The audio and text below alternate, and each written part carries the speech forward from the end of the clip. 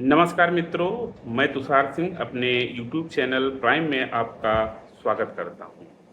आज बात एक ऐसे मुद्दे की, एक ऐसे विषय की जिसे हमें और आप दोनों को समझना अत्यंत आवश्यक है। पहले हम बात करने जा रहे हैं कोर्ट केस अपडेट की, जो कि HPSC के अगेंस्ट नेट एलिजिबिलिटी क्राइटेरिया पर बात सामने आई थी, उसके रिगार्डिंग। जी हाँ मित्रों, जैसा कि हम आपको पहले भी बता चुके हैं और अभी भी बता रहे हैं कि बहुत सारे लड़कों के साथ हम लोगों ने मिल के HPSC को एक लीगल नोटिस भेजा हुआ है, जो कि उसमें 7 दिन का समय दिया गया है कि आप उस नोटिस के रिगार्डिंग आप रिप्लाई करिए। और नोटिस में साफ साफ बता दूं एक शब्दों में, नेट एलिजिबिलिटी इशू जो है, जो 26 तारीख की नोटिस है, उसको चैलेंज किया गया है। तो लेकिन बट अभी 3 से 4 दिन ही हुए हैं, वहाँ से कोई रिस्पॉन्ड नहीं आया है। और एक प्रॉपर चैनल के थ्रू हम लोग अब कोर्ट जाने के लिए पूरी तरीके से बाध्य हैं, और 1 या 2 दिनों में हम कोर्ट में दरवाज़ा खटखटाएंगे इस नोटिस के रिगार्डिंग। तो रही बात आज इस केस अपडेट की, और अब हम आगे बात करने जा रहे हैं जो कि अदर स्टेट कहें, जो अलग अलग राज्यों में अभी असिस्टेंट प्रोफेसर के एग्ज़ाम होने वाले हैं। और कहीं पे हमेशा हमेशा अधिवाचन आते रहते हैं कि वैकेंसी में या कहें जो आवेदन भरे जाएंगे उसमें बहुत सारे संशोधन किए गए हैं। खासकर मैं अब उत्तर प्रदेश की लोगों की बात करने जा रहा हूं, जहां पे गवर्नमेंट डिग्री कॉलेज यानी सहायता प्राप्त शासकीय महाविद्यालय, जो अभी अखबारों में बहुत सुर्खियों में बना हुआ है कि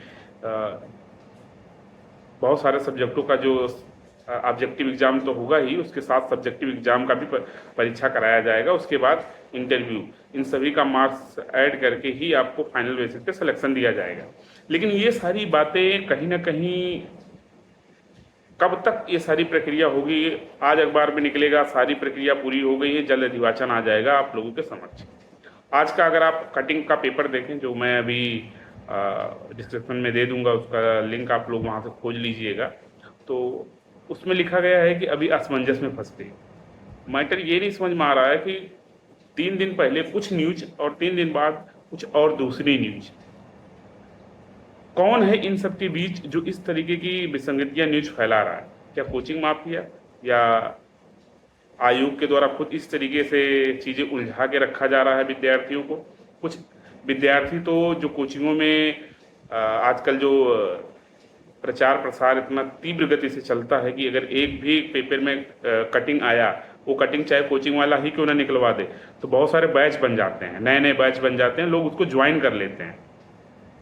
तो इन सब चीज़ों से बचिए थोड़ा सा। अभी जब तक वैकेंसी ना आए तो आप किसी कोचिंग में पैसा दे के, क्योंकि एक फाइनाइट ड्यूरेशन तक ही वो आपको क्लासेस देंगे, कोर्स प्रोवाइड कराएंगे, जहां आप अनियमितता का शिकार हो जाएंगे और बाद में आप खुद ही जो है छोड़ देंगे कोचिंग। तो थोड़ा सा बचिए, रुकिए, और आने वाले समय में देखिएगा, जब तक वैकेंसीज का फुल एंड फाइनल डिसीजन नहीं आ जाता है, मतलब कहना क्या है, आवेदन नहीं आ जाते हैं, फॉर्म निकलने का डेट नहीं सामने आ जाता, तब तक आप लोग थोड़ा सा इन सब चीज़ों से बचिए।